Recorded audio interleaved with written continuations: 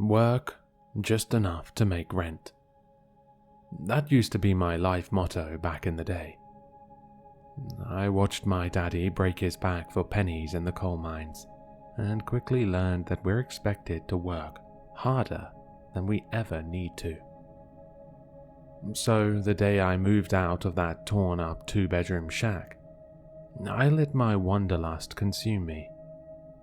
I traveled the world, working quick jobs whenever I needed extra cash. Courier, hog hunter, oil driller, private investigator's assistant, and alligator handler were just some of the professions I had. If there's a job out there, chances are I've done it. Would have kept going too had I not knocked up a waitress in South Padre Island around 1993. Fatherhood really changes your perspective on life. I found a job at the post office and worked there until arthritis forced me to retire early. I do appreciate the irony of it all. Now I mostly spend my time drinking beer or watching after my grandbabies. I stumbled upon this subreddit a while ago, and I've been hooked on the stories ever since.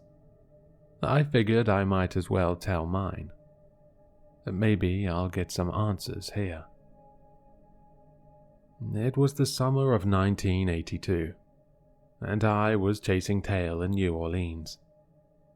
I must have been around 23 or so, still in the first stage of my journey. At that time, I was working as a dog catcher, but after getting bit twice, I wasn't looking to make a career out of it. I glossed through the classified sections when a job posting caught my eye. Wanted, young man with vehicle who can work nights. Must be able to follow directions.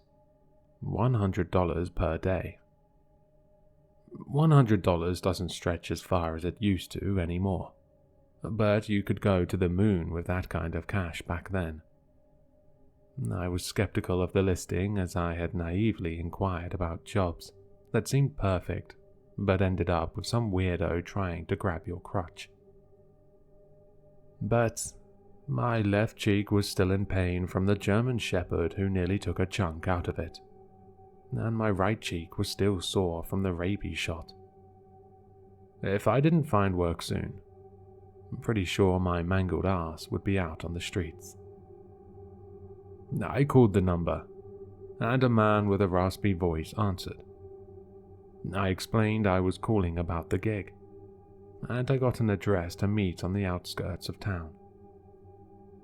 I drove to a dilapidated, dirty, brown office building called Henry LeBlanc Realty. A hefty, middle-aged man answered the door and introduced himself as Hank. "You'll do, I guess," he said with a cigarette hanging out of his mouth, unbothered as ash puttered down his faded green polo.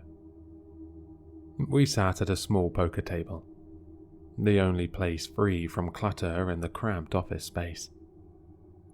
"You got a big mouth, son?" he asked while staring at me with gold rimless glasses that hung low on his nose. "Pardon?" "A big mouth. You got one? 'Cause I need someone who can keep their trap shut." "I ain't no rat. What kind of job is this?" Hank waved me off. "I ain't asking you to do anything illegal, son. I just need someone who appreciates confidentiality." "You need me to sign anything or what?" Hank shook his head, clearly not appreciating my flippancy. "Don't need you to sign a thing. Just need to know I can trust you." "Yes, sir, you can." Hank sighed and leaned back into his chair. I could tell he was mulling over whether or not to give me the job. "Does that cutlass out there have a radio in it?" he asked while gesturing toward my prized 1976 convertible I parked out front. Yes, sir. How loud does it get? I smirked. It could wake up a whole block if I needed it to. Hank slowly nodded and rubbed the grey stubble on his chin. Good. Here's what I need you to do. The job was weirdly simple. After midnight, I would drive my Cutlass to Metairie, a suburb outside New Orleans. I'd take a right on 50th Street and go down until I reached the dead end. Then I'd turn around and drive back up the street. All I had to do was make sure the music in my stereo was blasting at full volume. That's it, I said, a bit incredulously. Yep, that's it. Can you start tonight? I flirted with some women at a nearby dive bar and closed my tab around 11:45. I hopped in the Cutlass and cruised to Metairie, feeling the hot summer breeze on my face. A neon green sign labeled 50th Street appeared, and I pulled over to the corner to turn on my radio. The street was dead silent, and all the street lights were off except for the one flickering at the dead end. Come to think of it, it may have been the only light on at all. All of the homes, mostly shacks, appeared to be abandoned. Some had their windows shoddily boarded up with plywood. I flipped on the radio, and Rock With You by Michael Jackson began blasting.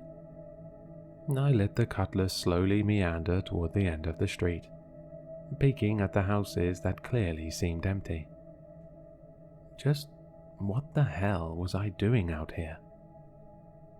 I reached the circular dead end and whipped around, driving back down the street.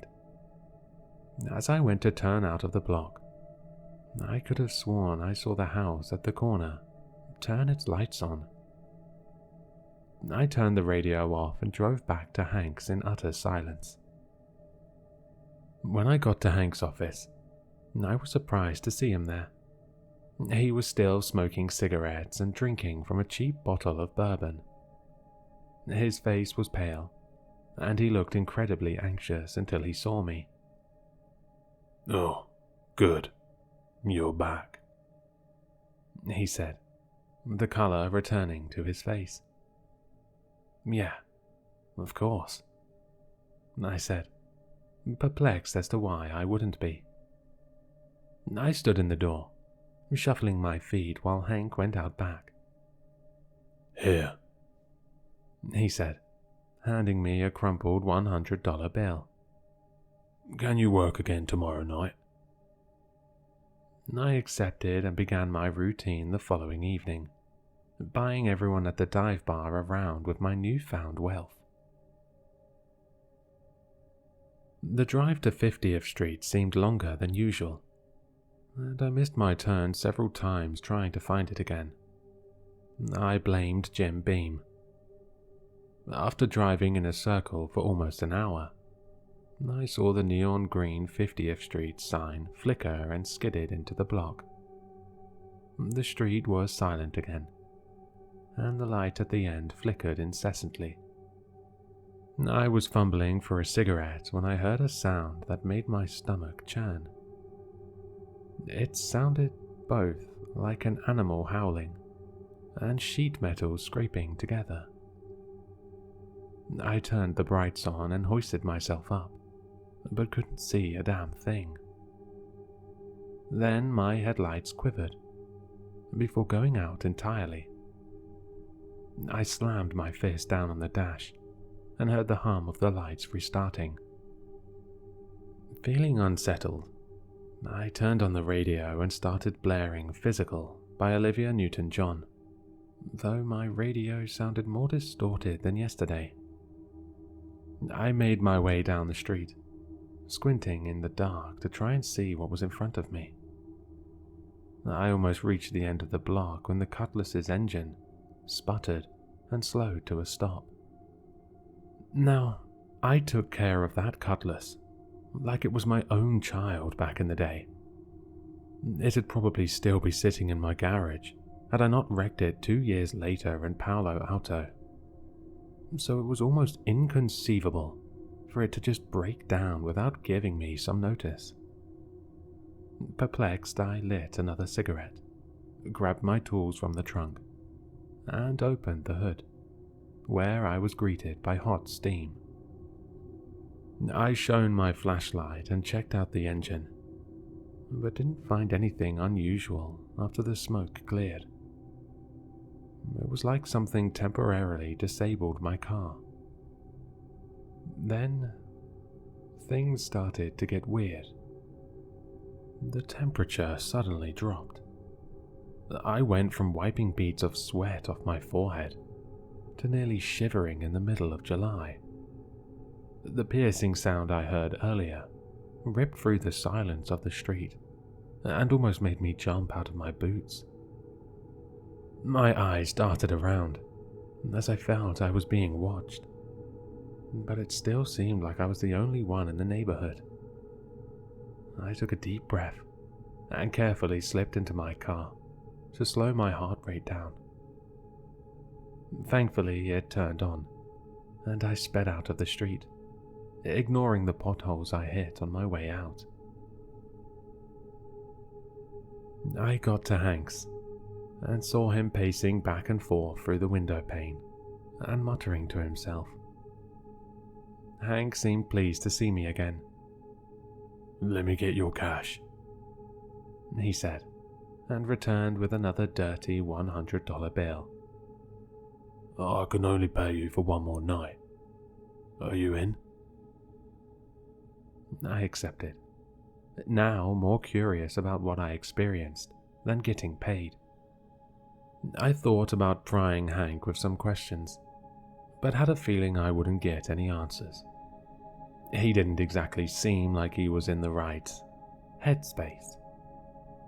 He was still muttering to himself as I was leaving. I waited in my hotel room, not going out to any bars, to keep a clear mind. I sped to 50th Street, but still had trouble finding it like yesterday. It was almost like it didn't exist. Finally, around midnight, my headlights lit up the street sign, and I cruised into the street.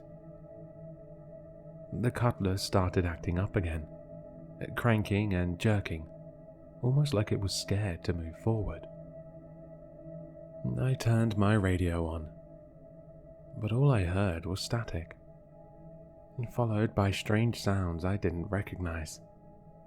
I turned my stereo all the way up and coaxed my car to lurch forward. The houses looked like they were in even worse condition, with some missing roofs. The streetlights were still off, except for the one at the dead end. I took a deep breath and pushed on, gluing my foot on the gas pedal. An overwhelming sensation washed over me. I felt nervous, similar to how I feel when I'm getting my teeth scraped at the dentist. Even though I turned the volume all the way up, the static grew louder until it was almost deafening. My headlights started to dim and then shut off entirely. 50th Street wasn't a huge block, but it felt endless, with the light at the end seeming to move further and further away. I yelled in determination and slammed my foot down on the gas. I felt a gear shift and zoomed toward the dead end. Once I got there, my car halted to a stop, and the flickering streetlight went dark. I took a deep breath and shakily pulled a cigarette out of my mouth. I tried turning the key in the ignition, but the Cutlass stalled and sputtered. It was so dark, I couldn't see anything in front of me. The awful sound I heard last night pierced through the quiet evening, and the streetlight and my car turned back on. Instead of static, music was playing, though it sounded like old-timey ragtime. I didn't recognize the song. In front of me was a young woman in a tattered dress. Her back was turned to me, so I couldn't make out her face. Her head was cocked to the side, and she stood statically under the streetlight. I tried to turn the radio off, but it wouldn't budge. I leaned out my front window and tried to get the woman's attention. She slowly turned around, and I still couldn't see her face, as her clumpy, mangled, long hair covered her eyes. I could see that her mouth was smiling, but it quickly turned into a sour expression. She began to walk toward me slowly, and then quickened her pace. I shifted the gear into reverse and sped down the street, but to my amazement and horror, the woman kept pace with the cutlass. Her face was now controlled with rage. The music grew louder, and I noticed I was almost going 90 miles an hour. The agonizing noise almost made my ears bleed, and I frantically tried to steer my way out of the neighborhood. I looked forward, toward the woman, but she was gone, and I realized that my car wasn't moving at all.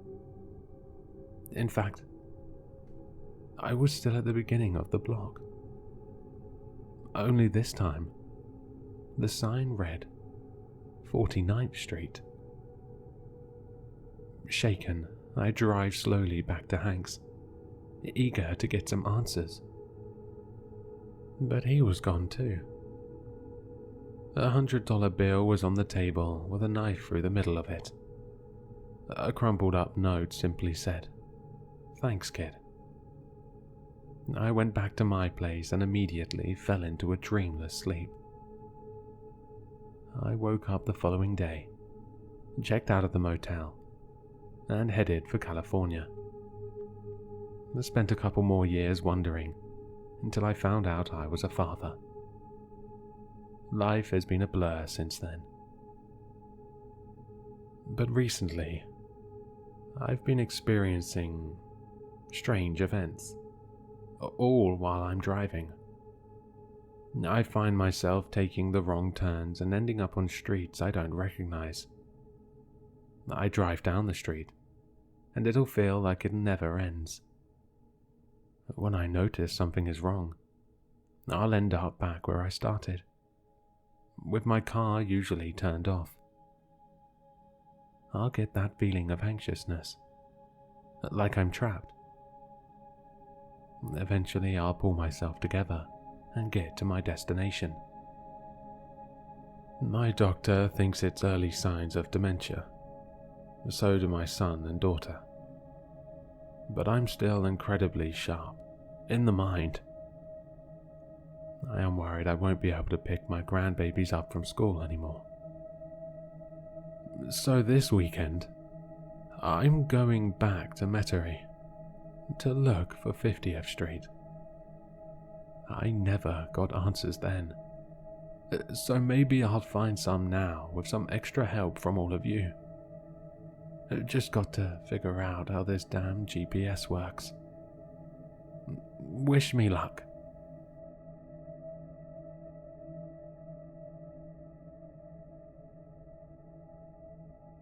Hello, Sinister listeners. If you've enjoyed this story, then you'll find all the author's information in the description below.